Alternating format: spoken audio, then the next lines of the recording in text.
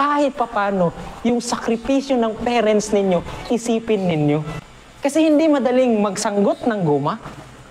Hindi madaling nasa gitna ng dagat, na mag-isa, na mimingwit siya, na nagdadasal, na makakuha ng marami para may baon ka bukas.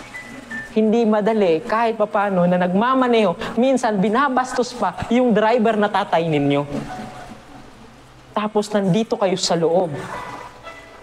May atip, may baon, may electric fan. Hindi ko sinasabi na kinukwenta ko.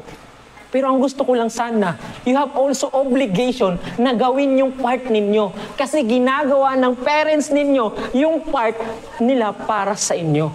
Maybe kulang, pero they're doing their best. Anak, mag-skwela ka. Kasi wala akong maipapamana.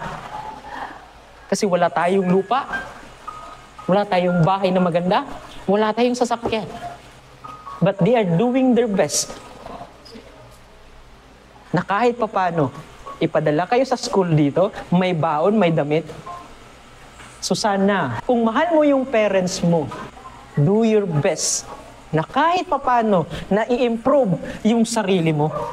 Because the time that you improve yourself, mababago mo rin yung buhay na mayroon sila.